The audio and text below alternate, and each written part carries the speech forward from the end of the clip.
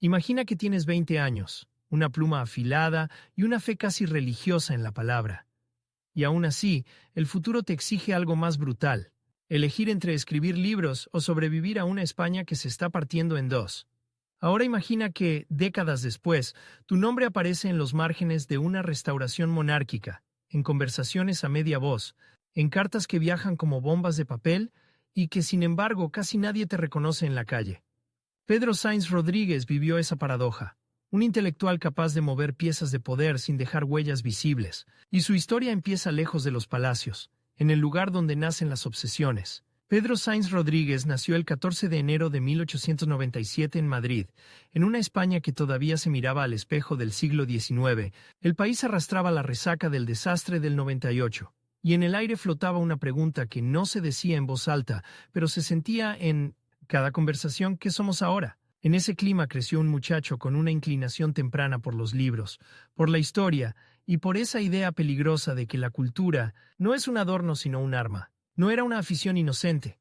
En España, leer con pasión podía llevarte a discutir con tu familia, a enemistarte con tu época, a convertirte en sospechoso. Su formación fue la de un estudiante brillante que entendió pronto que el conocimiento no sirve si no se organiza. Se especializó en literatura y pensamiento, y se fue abriendo paso en el mundo académico con una mezcla rara: erudición y ambición. No la ambición del dinero, aunque sabía que la vida exige recursos, sino la ambición de influir. En las aulas y bibliotecas, Pedro aprendió a escuchar el rumor de los siglos, el peso de la tradición católica, el orgullo imperial, convertido en nostalgia, la tensión entre modernidad y continuidad. Y, sobre todo, aprendió algo que marcaría su destino.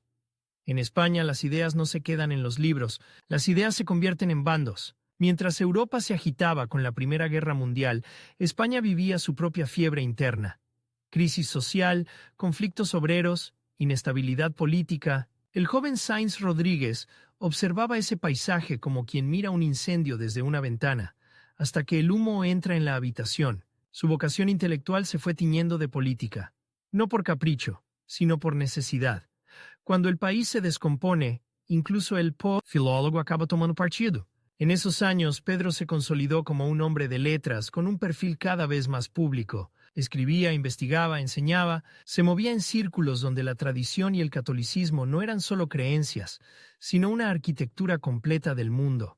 Para él, la cultura española tenía un nervio espiritual que no podía amputarse sin consecuencias. Esa convicción lo acercó a posiciones conservadoras y monárquicas. En un momento en que la monarquía de Alfonso XIII se tambaleaba y la calle empezaba a hablar un idioma nuevo, el de la ruptura. La década de 1920 trajo la dictadura de Miguel Primo de Rivera, y con ella una promesa de orden que sedujo a muchos y alarmó a otros. Pedro, como tantos intelectuales de su tiempo, se movió en un terreno ambiguo: el deseo de estabilidad frente al miedo a la decadencia. Pero su brújula no era la del oportunista puro, era la del hombre que cree que España necesita una columna vertebral moral. Esa idea, tan abstracta en un ensayo, se volvería concreta y peligrosa cuando el país entró en la tormenta de la Segunda República. En 1931 la monarquía cayó y se proclamó la República. Para algunos fue un amanecer, para otros, una amenaza existencial. Para Sáinz Rodríguez, la República no era solo un cambio de régimen, era el riesgo de que el Estado se construyera contra la tradición religiosa y cultural que él consideraba esencial. Y aquí aparece el primer gran conflicto real de su vida. Pedro no luchó contra un hombre, sino contra una corriente histórica que sentía como un río desbordado. Su adversario fue el tiempo, la velocidad de los acontecimientos, la sensación de que el país corría hacia un precipicio sin frenos. En ese contexto, su actividad política se intensificó, se vinculó a espacios monárquicos y tradicionalistas, y acabó integrándose en la vida parlamentaria durante la República como diputado. No era el típico tribuno de plaza pública. Su estilo era otro, el del estratega intelectual, el del hombre que prefiere una frase precisa a un grito. Pero no te equivoques. En aquellos años, una frase podía ser más explosiva que una pistola. En el Parlamento, en artículos, en conversaciones privadas, Pedro defendía una visión de España donde la religión, la monarquía y la continuidad histórica no eran negociables. Y eso lo colocó en el centro de una batalla que se volvía cada vez más física: La República avanzaba entre reformas, polarización y violencia política. Las calles se llenaban de símbolos enfrentados, iglesias incendiadas en algunos episodios, huelgas, choques, conspiraciones. España se convirtió en un tablero donde cada movimiento parecía irreversible, y Pedro, que había empezado como un hombre de biblioteca, se vio empujado a un mundo donde las decisiones se tomaban con urgencia, con miedo, con la certeza de que el margen de error era mínimo. Aquí entra el elemento que lo perseguirá como una sombra: el reloj. Porque, para Sáenz Rodríguez, el tiempo dejó de ser una categoría histórica y se convirtió en una cuenta atrás. Cada mes de la República era, para él y para su entorno, una pérdida de terreno. Cada reforma que percibían como anticlerical o desestabilizadora era un golpe. Y en esa sensación de urgencia se fue gestando el paso más peligroso: la idea de que la política ordinaria ya no bastaba. Pedro se movía en redes monárquicas que soñaban con una restauración, pero la restauración no era un acto ceremonial. Era un problema logístico, ideológico y, sobre todo, humano. ¿Quién sería el rey? ¿Cómo se reconstruye una legitimidad en un país dividido? ¿Cómo se impone un proyecto sin desencadenar una guerra? Las preguntas eran veneno, y sin embargo se discutían. En esos años, Sáenz Rodríguez se acercó a la figura de Alfonso XIII en el exilio, y más adelante a los debates sobre la sucesión y el futuro de la monarquía. Su monarquismo no era decorativo, era militante. Creía que la corona podía ser un eje de unidad frente al caos, pero la realidad era más cruel. La monarquía estaba fuera, la república dentro, y la calle ardía. La distancia entre su ideal y el país real se hacía cada vez más insoportable, y entonces, el giro que convierte a un intelectual en un actor de alto riesgo. La conspiración, no como mito romántico sino como práctica concreta, reuniones discretas, contactos, mensajes, planes. España se llenó de conspiradores de todos los colores, y Pedro no fue una excepción. Su papel, más que el del hombre de acción armada, fue el del articulador, el que conecta ideas con estructuras, el que da coherencia doctrinal a un proyecto, el que intenta que el futuro tenga forma antes de que llegue. Pero la historia no espera a que los intelectuales terminen de escribir sus argumentos. En 1936 la tensión se volvió insoportable, el país estaba al borde del colapso. Y Pedro, que había apostado por una salida que preservara su visión de España, se encontró ante una realidad que no controlaba. La violencia se aceleraba, los bandos se endurecían, la posibilidad de un acuerdo se evaporaba. El reloj otra vez marcaba el ritmo. Cuando estalló la guerra civil en julio de 1936, la vida de Sáenz Rodríguez cambió de naturaleza. Ya no se trataba de discursos o artículos, se trataba de supervivencia, de alineamientos definitivos, de consecuencias irreversibles. Su posición monárquica y conservadora lo situó en el campo sublevado, pero incluso dentro de ese campo había fracturas. Falangistas, carlistas, militares, monárquicos alfonsinos. Todos querían ganar, pero no todos querían lo mismo después. Y ahí aparece otro conflicto real, más íntimo y más peligroso. Pedro no solo lucharía contra la República, también tendría que luchar por su propia idea de lo que debían hacer tras la guerra. En medio del caos, su perfil intelectual se volvió útil. En una guerra, la propaganda y la educación son frentes tan decisivos como las trincheras. Y Pedro, con su obsesión por la cultura como columna vertebral, era un candidato natural para tareas relacionadas con la enseñanza y la orientación ideológica, pero esa utilidad venía con un precio. Acercarse al poder en tiempos de guerra significa mancharse, significa aceptar decisiones que luego te perseguirán. La guerra avanzaba con su lógica de hierro. Ciudades tomadas, represalias, hambre, miedo. España se llenó de imágenes que parecen imposibles hasta que las imaginas. Bibliotecas cerradas, aulas vacías, profesores señalados, libros escondidos como si fueran armas. Para un hombre que había vivido entre textos, ver cómo el país se convertía en un campo de ruinas culturales era una herida personal, y al mismo tiempo era la oportunidad, terrible, de reconstruir según su visión. En 1938, en plena guerra civil, Pedro Sáenz Rodríguez fue nombrado ministro de Educación Nacional en el primer gobierno de Francisco Franco. Ese nombramiento no fue un premio literario, fue una señal de que la guerra ya estaba diseñando el futuro. Y para Pedro significó entrar en el corazón de una maquinaria que no se detenía. Tenía una misión que, en su mente, era casi sagrada: reordenar la educación, restaurar una idea de España, devolver a la cultura su papel de guía. pero ahora bajo un régimen que se estaba consolidando con disciplina militar y con una violencia política que no admitía matices. Y aquí, justo cuando parece que ha llegado a la cima, se abre la grieta que lo perseguirá durante décadas. Pedro era monárquico, y el nuevo Estado que se estaba formando alrededor de Franco no era una monarquía restaurada, sino un poder personal en construcción. El tiempo volvía a apretar, porque si la guerra terminaba y Franco se quedaba, ¿qué pasaría con la restauración que Pedro y los suyos habían imaginado? ¿Cuánto margen tenía un ministro para empujar la historia en una dirección distinta a la del caudillo? La cuenta atrás ya no era solo la de la guerra, era la de su propia influencia. Cada decisión, cada decreto, cada nombramiento en educación podía ser una victoria cultural, o una concesión que lo atara a un proyecto que no era exactamente el suyo. Y mientras España se acercaba al final del conflicto, Pedro Sáinz Rodríguez se encontraba en el lugar más peligroso para un intelectual, demasiado cerca del poder como para ser inocente, demasiado distinto del núcleo duro como para estar seguro. El país se preparaba para el desenlace, y él, desde su despacho, debía actuar con rapidez, porque en tiempos de guerra el futuro se escribe a toda velocidad, y quien no firma hoy, mañana ya no existe. El despacho olía a papel húmedo y a urgencia. Afuera, España se desangraba. Adentro, Pedro Sáinz Rodríguez tenía una tarea que sonaba casi obscena en 1938.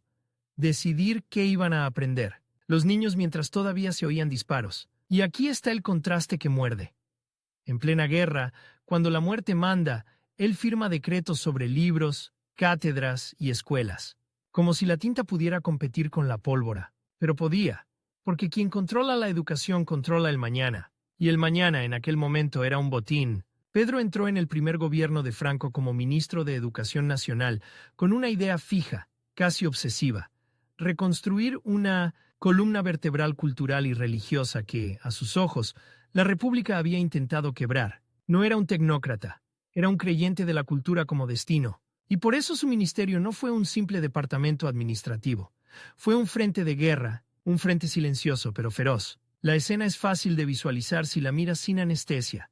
Aulas vacías, maestros depurados, bibliotecas con huecos como bocas sin dientes, listas de nombres que decidían carreras y vidas. La educación se convirtió en un campo minado moral, y Pedro, que venía del mundo de las ideas, descubrió que el poder no discute, ejecuta. Su firma podía abrir una universidad o cerrarle el futuro a alguien para siempre. Ese era el precio de estar demasiado cerca. Desde el primer momento su conflicto real no fue solo con los vencidos. ¿Fue con el propio bando vencedor? Porque Sáinz Rodríguez era monárquico convencido, y el Estado que Franco estaba levantando no era la restauración inmediata que muchos monárquicos habían imaginado, era otra cosa: un poder personal, militar, que absorbía a todos y lo reordenaba todo a su alrededor. Pedro lo vio con claridad incómoda. La guerra podía ganarse, sí, pero el premio podía no ser la monarquía, sino Franco. Y el reloj volvió a aparecer, como una amenaza física. No era un símbolo literario, era una cuenta atrás política. Si la guerra terminaba y el nuevo régimen se consolidaba sin rey, la restauración quedaría aplazada, quizá enterrada, así que Pedro tenía un margen estrechísimo para empujar. Tenía que actuar rápido, antes de que el después quedara sellado. En el ministerio, su prioridad fue reordenar el sistema educativo bajo principios católicos y tradicionales, y reconstruir instituciones. Con una orientación ideológica clara, la enseñanza debía volver a ser, en su visión, una herramienta de unidad nacional y de continuidad histórica, pero esa reconstrucción se hacía sobre ruinas y con heridas abiertas. Cada reforma era también una señal. ¿Quién mandaba? ¿Qué valores eran oficiales? ¿Qué memoria se permitía? En paralelo, el régimen iba concentrando fuerzas: falange, militares, tradicionalistas, monárquicos. Todos habían convivido en el mismo campo por necesidad bélica, pero la paz, si llegaba, iba a exigir un dueño. Y Franco no parecía dispuesto a compartir. Para un monárquico como Pedro, aquello era una alarma constante. Su presencia en el gobierno era útil, pero también peligrosa. Podía convertirse en coartada cultural de un proyecto que no culminaría en corona. La tensión se volvió más concreta cuando el nuevo Estado empezó a perfilar su arquitectura política, la unificación forzada de familias ideológicas, el peso creciente del partido único, el estilo de mando vertical. Todo apuntaba a una dirección: la restauración no era prioridad. Y Pedro, que había entrado para reconstruir España, empezó a sentir que lo estaban usando para otra reconstrucción, la de un régimen sin rey. El giro dramático llegó con una claridad casi cruel. El ministro de Educación, el hombre de libros, se encontró atrapado en una batalla de legitimidades. Por un lado, su lealtad al campo vencedor y su convicción de que había que rehacer el país. Por otro, su fidelidad a la monarquía como eje, y en medio Franco, que no necesitaba teorías para mandar. En 1939, con el final de la Guerra Civil, el país no respiró. Cambió de asfixia. La victoria no trajo calma, trajo consolidación. Y en esa consolidación Pedro empezó a perder terreno. Su salida del gobierno ese mismo año no fue un simple relevo. Fue una señal de que el centro de gravedad se desplazaba. La educación podía ser importante, sí, pero el poder real estaba en otra parte. Y el nuevo Estado no quería ministros con agenda propia. A partir de ahí, su vida política se convirtió en una operación de largo aliento, más clandestina que pública. El monárquico que había estado en el gobierno pasó a moverse en el terreno donde él era más peligroso. El de las cartas, los contactos, no las conversaciones que no dejan acta, porque si Franco no restauraba la monarquía, había que presionarlo. Y si no se podía presionar desde dentro, habría que hacerlo desde fuera. El exilio, en distintos momentos y con distintas intensidades, se convirtió en una herramienta y en una condena. No era el exilio romántico del poeta, era el exilio del conspirador político que sabe que, en su país, cada regreso puede ser una trampa. Y sin embargo, Pedro no se retiró, se reubicó. Su campo de batalla pasó a ser la legitimidad dinástica. Aquí aparece el otro gran protagonista invisible de esta etapa. Don Juan de Borbón, conde de Barcelona, heredero de la tradición monárquica alfonsina. Sáenz Rodríguez se convirtió en una figura clave del juanismo, trabajando para articular una alternativa monárquica al franquismo. Y eso no era un juego de salón, era un desafío directo al proyecto de Franco. Aunque se hiciera con guantes de seda, imagina la escena. Mientras el régimen se presenta como definitivo, un grupo de monárquicos intenta convencer al heredero de la corona de que hay que moverse, hablar, reclamar, y al mismo tiempo intenta convencer a Franco, o forzarlo, a aceptar que su victoria debía desembocar en rey. Pero Franco no era un árbitro neutral, era el dueño del tablero. Y el tablero estaba lleno de vigilancia, de sospechas, de castigos silenciosos. Pedro operaba con una mezcla de paciencia y urgencia. Paciencia, porque sabía que el franquismo no caería en un año. Urgencia, porque cada año que pasaba sin restauración era un año en que el régimen se normalizaba sin necesidad de monarquía. El tiempo, otra vez, era el enemigo. Y el enemigo no se podía debatir. Solo se podía ganar o perder. En 1945, cuando la Segunda Guerra Mundial terminó y el mundo miró con desconfianza a los regímenes autoritarios, pareció abrirse una rendija. España quedaba aislada, señalada. Para los monárquicos, aquello era una oportunidad. Si el franquismo necesitaba legitimidad internacional, quizá la corona podía ser la salida, y Pedro empujó en esa dirección con intensidad. No era solo estrategia, era supervivencia política de su idea de España, pero el régimen respondió con su propia lógica.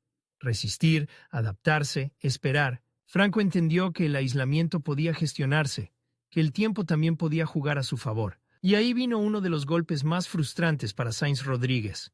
La restauración no llegaba, y el caudillo no cedía. La monarquía, en vez de ser el final natural de la victoria, se convertía en una promesa aplazada, indefinidamente. En ese clima, la figura de Pedro se volvió incómoda para el franquismo. No era un opositor de izquierdas, no era un enemigo ideológico clásico. Era peor.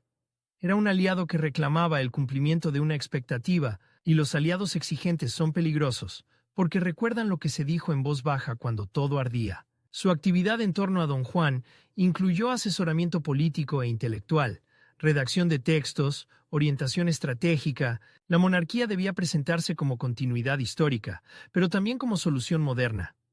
Una fórmula capaz de reconciliar, de abrir, de dar salida a un régimen que sin salida podía pudrirse. Pedro entendía que la corona no podía volver como un museo, tenía que volver como un mecanismo de Estado. Y entonces otro giro. El problema ya no era solo Franco, era también el propio campo monárquico, dividido, impaciente, a veces ingenuo, porque no todos querían lo mismo ni al mismo ritmo. Había quienes soñaban con una restauración inmediata y pura. Otros aceptaban transacciones, otros desconfiaban de don Juan, otros empezaban a mirar al joven Juan Carlos como pieza futura. Pedro, que había apostado por una línea clara, tuvo que navegar entre ambiciones, recelos y estrategias contradictorias. La tensión se hizo casi cinematográfica. Un intelectual que había sido ministro en guerra ahora se movía como operador político en Minos sin moverse, la sombra, intentando que la historia no se cerrara sin su solución. Y cada movimiento tenía riesgo, porque el régimen podía tolerar ciertas maniobras, hasta que dejaban de ser tolerables. El límite era evidente. Franco no iba a permitir que nadie le marcara el calendario. Y Pedro necesitaba un calendario. Necesitaba una fecha, un gesto, una señal de que la monarquía no era un adorno para el futuro, sino un destino. Pero Franco convertía el futuro en propiedad privada. En los años 50, mientras España empezaba a salir del aislamiento y a reinsertarse lentamente en el mundo occidental, por razones geopolíticas, la oportunidad monárquica se complicó. Si el régimen conseguía reconocimiento sin rey, ¿para qué iba a cambiar? Para Sáenz Rodríguez, aquello fue un golpe frío. El mundo que parecía juez se volvía pragmático, y el pragmatismo internacional podía condenar la restauración a ser innecesaria. Aún así, Pedro no abandonó. Su lucha fue la de quien entiende que el poder no se derriba solo con razón, sino con paciencia estratégica. Pero esa paciencia tenía un costo personal. Vivir en tensión permanente, en una especie de espera activa, viendo cómo el régimen se alargaba y cómo la monarquía se convertía en un horizonte que se alejaba cada vez que uno caminaba hacia él. Y en medio de todo, el conflicto íntimo. ¿Hasta qué punto había contribuido él mismo a crear el escenario que ahora lo bloqueaba? Porque el régimen al que había servido en 1938-39 era el mismo que ahora impedía su objetivo. Esa contradicción no era teórica, era biográfica. Era la herida de quien entra al poder para orientar el futuro y descubre que el futuro tiene otro dueño. La parte más amarga es que Pedro no podía romper de forma espectacular, no era su estilo y además habría sido inútil. Su guerra era de resistencia, de influencia, de legitimidad, una guerra sin uniformes, y en esa guerra el tiempo seguía corriendo. Hacia finales de los 50 y comienzos de los 60, el tablero monárquico empezó a cambiar de forma más visible. La cuestión sucesoria se volvió un problema de Estado para Franco. No podía ser eterno, y necesitaba diseñar su continuidad. Para Pedro aquello era, al mismo tiempo, esperanza y amenaza. Esperanza porque por fin el régimen hablaba de después. Amenaza porque ese después podía ser una monarquía diseñada por Franco, no por la tradición que Pedro defendía. Y ahí, sin necesidad de disparos, la tensión alcanzó su punto más alto. La monarquía podía volver, pero no como él la había imaginado. Podía volver como instrumento del franquismo, no como su superación. El reloj, que durante años había contado hacia la restauración, ahora parecía contar hacia una restauración controlada, condicionada, quizá domesticada. Pedro Sáenz Rodríguez, el hombre que había querido salvar una idea de España desde la cultura y la corona, se encontraba ante el dilema más cruel. Si la monarquía regresaba por la puerta que Franco abría, ¿sería realmente la monarquía que él había defendido? Y si no regresaba, ¿qué quedaba de su lucha? La cuenta atrás ya no era solo política, era personal.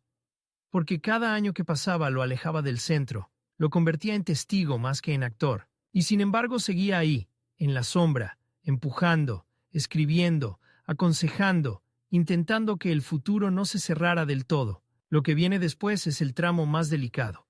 Cuando el poder empieza a hablar de sucesión, cuando los nombres cambian, cuando el heredero ya no es solo un símbolo, sino una pieza concreta, y cuando Pedro descubre que, en la historia, a veces ganas la batalla principal, pero pierdes el control del final. Si quieres ver el poder desnudo, míralo cuando empieza a hablar de sucesión, porque ahí aparece el contraste más brutal. Un régimen que se proclamaba eterno, de pronto admite que el hombre no lo es. Y en ese instante, cuando Franco empieza a diseñar el después, Pedro Sáenz Rodríguez entiende que su vida entera se ha reducido a una carrera contra un reloj que no perdona. No es un reloj de pared, es el calendario biológico de un dictador, el desgaste de una generación, la impaciencia de un país. Y Pedro, ya lejos del ministerio, se juega lo único que le importa: que la monarquía vuelva, pero no como un decorado del franquismo. A comienzos de los años 60, la cuestión monárquica deja de ser un murmullo de salones y cartas discretas. Se convierte en un problema de Estado. Franco necesita una fórmula que garantice continuidad sin abrir la puerta a una ruptura. Y ahí está el conflicto real, el que atraviesa a Pedro como una astilla. Él ha trabajado durante décadas por don Juan de Borbón, conde de Barcelona, como heredero legítimo. Pero el régimen empieza a mirar con insistencia a otra figura, más moldeable, más joven, más educable: Juan Carlos. Para Pedro, aquello no es solo una preferencia personal, es una batalla por la legitimidad. Don Juan representa la continuidad dinástica sin tutela. Juan Carlos, en manos de Franco, puede convertirse en una monarquía nacida con correa. Y lo peor es que el movimiento es inteligente. Si el caudillo logra que el futuro rey le deba el trono quedará atado al régimen. La corona, en vez de cerrar una etapa, la prolongaría con otro nombre. Pedro se mueve entonces como se mueven los hombres que no pueden permitirse el ruido, con papeles, con argumentos, con advertencias. Su arma no es el mitin, es el texto. Su campo de batalla no es la plaza, es la legitimidad escrita. Y en ese terreno él es peligroso, porque conoce la historia como se conoce una herida. Sabe dónde duele. Sabe que una monarquía sin legitimidad propia puede ser una bomba de relojería, y sabe también que Franco no quiere bombas, quiere un mecanismo. La tensión se vuelve casi física cuando el régimen empieza a dar pasos concretos. Juan Carlos se forma en España bajo la mirada del Estado franquista. Don Juan, en el exilio, intenta mantener su posición sin romper del todo, porque romper sería quedar fuera del tablero. Y Pedro, que ha sido uno de los cerebros del juanismo, ve cómo el tablero se inclina. No es una derrota repentina, es una erosión lenta, desesperante, como ver cómo el mar se lleva la arena grano a grano. En 1962, el llamado Contubernio de Múnich sacude al régimen. Una reunión de opositores españoles en el extranjero, con presencia de monárquicos y demócratas, que reclama una evolución política. Para Franco es una provocación. Para Pedro es una señal de que el país real ya no cabe en el molde, pero también es un riesgo. Cualquier asociación con movimientos aperturistas puede ser usada para desacreditar a la monarquía como conspiración. El régimen responde con dureza, y el mensaje es claro. El caudillo no tolerará que nadie le escriba el guión. Pedro insiste en una idea que, en aquel contexto, suena casi subversiva. La monarquía no puede ser solo continuidad. Tiene que ser salida. Tiene que ofrecer una vía de reconciliación y normalización. Pero Franco no busca reconciliar, busca perpetuar. Y ahí está el choque de dos conceptos de futuro. Pedro quiere una corona que cierre la guerra civil como destino histórico. Franco quiere una corona que la congele como justificación permanente. El tiempo aprieta. Pedro ya no es el joven ministro de 1938. Es un hombre que ha gastado años en pasillos, cartas y esperas, y sin embargo su urgencia no disminuye, aumenta, porque cuanto más se acerca el momento sucesorio, menos margen hay para corregir el rumbo. Si Franco fija su heredero, el candado se cierra, y Pedro lo sabe. En política hay decisiones que, una vez tomadas, se convierten en paisaje. El golpe llega en 1969. Franco propone y las Cortes aprueban a Juan Carlos como sucesor a título de rey. La frase es quirúrgica. No es una restauración plena, es una designación desde el régimen. Es el Estado franquista el que otorga el futuro. Para Pedro es el giro que temía. La monarquía vuelve, sí, pero por la puerta que Franco controla, y el efecto es devastador para el juanismo. Don Juan queda desplazado.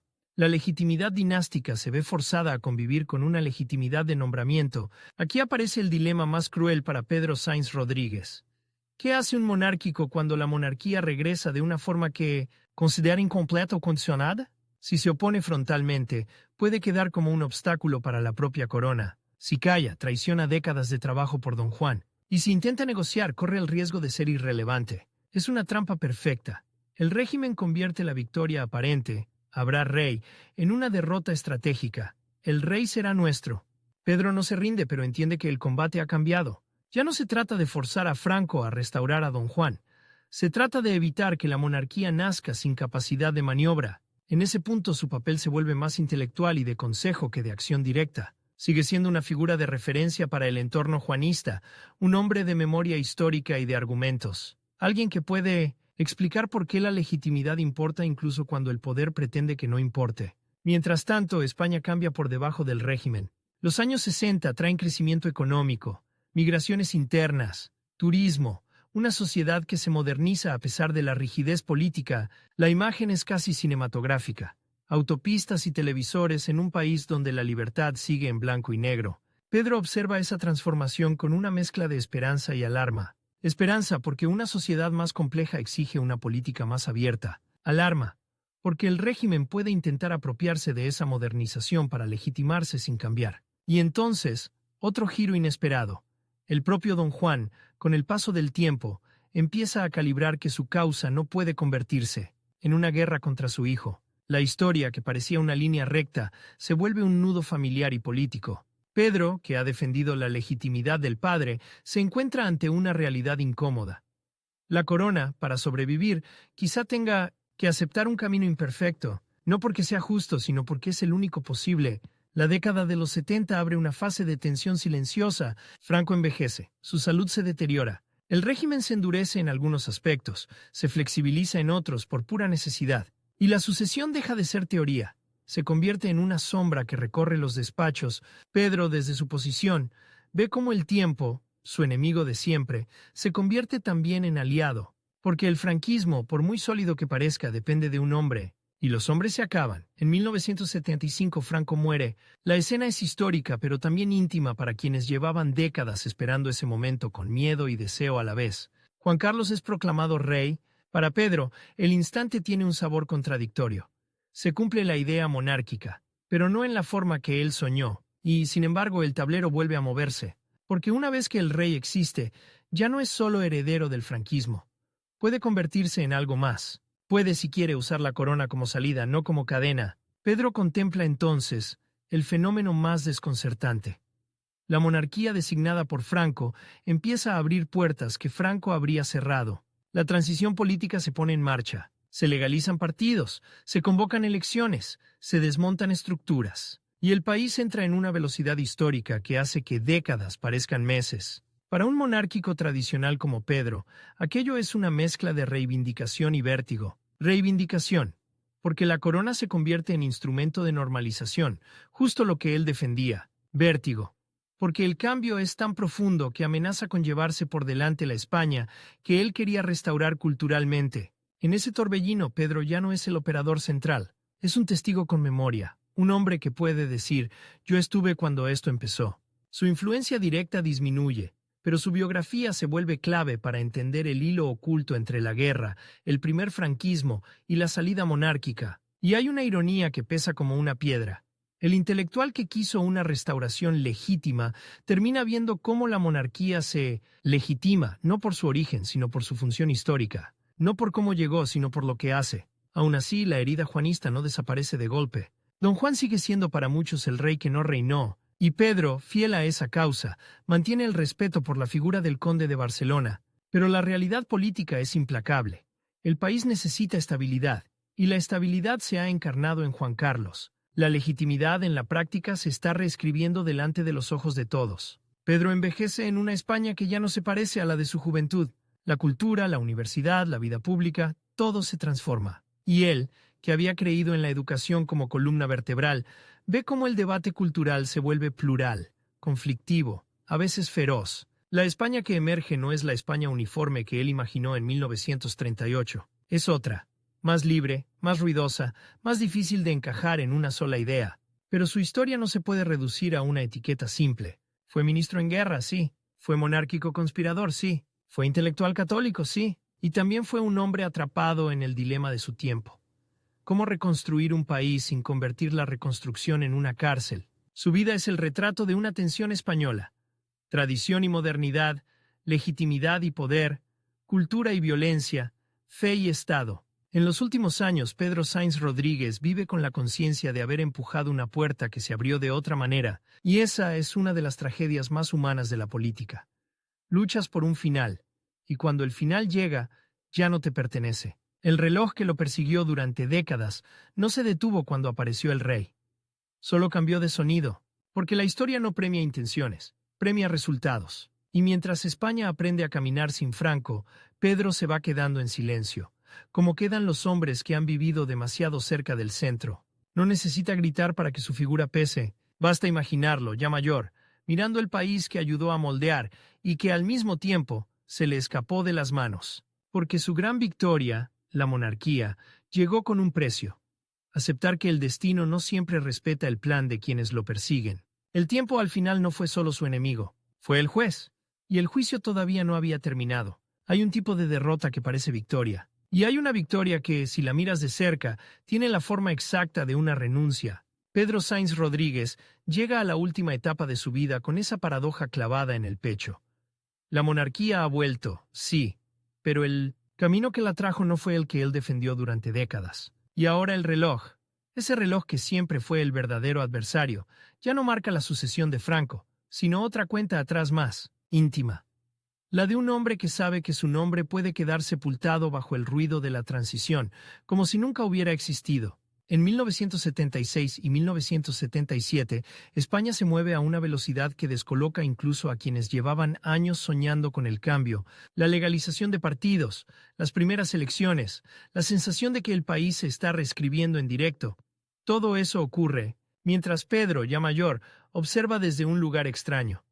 No es protagonista, pero tampoco es un simple espectador. Es una pieza de la prehistoria del momento.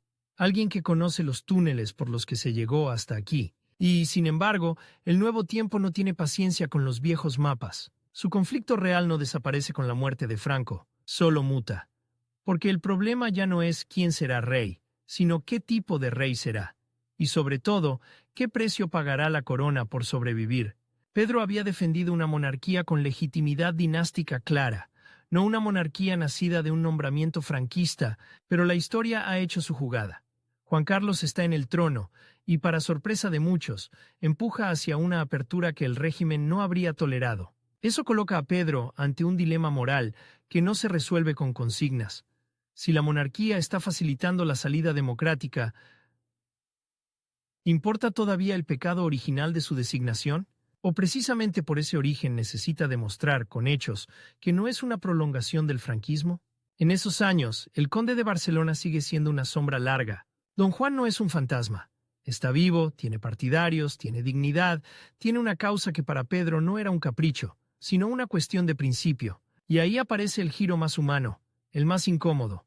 La legitimidad, en política, puede ser una espada, pero también puede convertirse en un obstáculo si se usa contra el propio futuro. Don Juan entiende poco a poco que su papel histórico quizá no sea reinar, sino permitir que la corona se estabilice sin romperse por dentro. Y Pedro, que había sido uno de sus hombres más fieles, tiene que aceptar que la fidelidad no siempre consiste en insistir, sino en saber cuándo la insistencia destruye lo que pretende salvar. La escena clave llega en 1977, cuando don Juan renuncia a sus derechos dinásticos en favor de Juan Carlos. No es un gesto teatral, es un acto de cirugía política. Un padre cede lo que le pertenece para que el hijo pueda gobernar sin una grieta permanente en la base. Para Pedro, ese momento es un golpe seco y al mismo tiempo una liberación amarga. Golpe, porque se cierra la batalla que él libró durante años con argumentos, cartas y paciencia. Liberación, porque la corona, por fin, puede presentarse como continuidad dinástica y no solo como herencia del franquismo.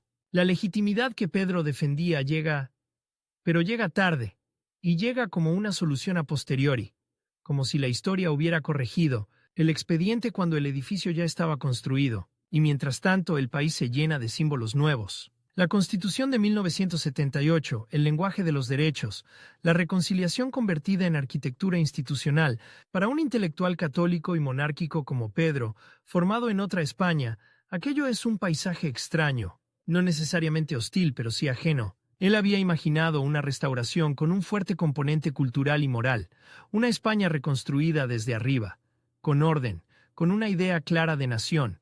La transición, en cambio, es un pacto complejo, lleno de concesiones, con un pluralismo que no pide permiso. Es como ver cómo se abre una compuerta. El agua no sale en un chorro elegante, sale con fuerza, arrastra barro, arrastra restos, arrastra también cosas valiosas. Y el país acepta ese desorden porque la alternativa es peor. Pedro, que había sido ministro de Educación en plena guerra, ve cómo la educación y la cultura se convierten en campo de batalla de otra manera. Ya no se trata de imponer una unidad ideológica, sino de gestionar una diversidad que antes estaba reprimida. Y ahí aparece otra ironía. El hombre que creyó en la cultura como columna vertebral del Estado contempla cómo la cultura se vuelve un territorio de disputa pública, de crítica, de revisión del pasado. La España democrática no solo cambia leyes, cambia relatos. Y en esos relatos, el primer franquismo del que Pedro formó parte, se convierte en una zona oscura que muchos quieren señalar con el dedo sin matices. Ese es otro de sus combates finales. El combate por el sentido, no por el poder que ya no tiene, sino por la interpretación, porque Pedro no fue un burócrata cualquiera. Fue un intelectual, un historiador de la literatura, un hombre de biblioteca que acabó en el centro de una guerra y de un régimen, y esa mezcla lo condena a ser leído de forma simplificada. Para unos, un reaccionario. Para otros, un monárquico coherente. Para otros, un oportunista. Para otros, un puente. Pero él sabía, y eso duele, que la historia rara vez concede el lujo de la complejidad. En la década de los 80, su figura se va retirando del primer plano. España entra en otra fase. Consolidación democrática, alternancia política, modernización acelerada, la memoria de la guerra civil y del primer franquismo sigue ahí, pero empieza a convivir con nuevas urgencias. Pedro envejece con esa sensación extraña de haber sido parte de un mecanismo gigantesco y al mismo tiempo de haber quedado fuera del relato principal, como si su vida hubiera sido una larga preparación para un desenlace que, cuando llega, ya pertenece a otros. Y sin embargo, su huella está en lugares que no se ven a simple vista. Está en la persistencia del monarquismo juanista como corriente que mantuvo viva una alternativa al franquismo puro. Está en la idea, tan discutida, tan frágil, de que la corona podía ser un instrumento de salida y no solo de continuidad. Está en la tensión entre legitimidad y poder, esa tensión que atraviesa toda la historia española del siglo XX y que en su vida se vuelve carne. Él apostó por la legitimidad, pero tuvo que convivir con el poder. Apostó por un rey legítimo, pero vio coronarse a un rey designado. Apostó por una restauración ordenada, pero presenció una transformación pactada y plural. Hay un detalle que define su final mejor que cualquier discurso. Pedro no muere en el fragor de la política, sino en el silencio relativo de un país que ya está mirando hacia adelante. Fallece el 26 de julio de 1986. España para entonces es otra. La dictadura es un recuerdo institucionalmente clausurado, aunque emocionalmente vivo. La monarquía está asentada. La democracia, con todas sus tensiones, funciona, y el nombre de Pedro Sáinz Rodríguez queda en una zona ambigua, demasiado importante para ser ignorado por los historiadores, demasiado incómodo para ser celebrado sin reservas. Su legado, precisamente por eso, es inquietante, porque obliga a mirar de frente una verdad que a muchos les incomoda. La transición no nació de un vacío moral perfecto, sino de una historia llena de contradicciones, de personas que habían servido a un régimen y luego empujaron, por convicción, por cálculo o por ambas cosas, hacia una salida distinta. Pedro encarna esa frontera. No fue un demócrata en el sentido moderno del término, pero defendió una monarquía que, al final, facilitó un marco democrático. No fue un opositor al franquismo, pero tampoco fue un simple engranaje obediente. Chocó con el régimen cuando el régimen quiso apropiarse de la corona como propiedad privada, y aquí está el último giro, el que deja al espectador con una imagen difícil de olvidar. Pedro pasó media vida intentando que la monarquía no fuera un decorado del franquismo, y al final la monarquía se legitimó no por su pureza de origen, sino por su capacidad de cambiar el guión. Es decir, la historia le dio la razón en el resultado, pero no le concedió el control del proceso, como si le dijera, tenías razón, pero no eras tú quien iba a escribir el último párrafo. En sus últimos años el tiempo ya no es solo juez, es borrador. Va difuminando rostros, va simplificando historias, va dejando a algunos en primer plano y a otros en la penumbra. Pedro Sáinz Rodríguez queda en esa penumbra luminosa donde habitan los personajes que no encajan en una sola etiqueta. Y quizá esa sea la forma más honesta de recordarlo. No como héroe ni como villano, sino como un hombre que creyó que podía domesticar la historia con ideas, con legitimidades, con textos, y descubrió que la historia al final siempre cobra su precio, porque el poder cuando habla de sucesión se desnuda, pero la vida cuando llega al final también. Y en esa desnudez final, Pedro deja una pregunta que sigue mordiendo.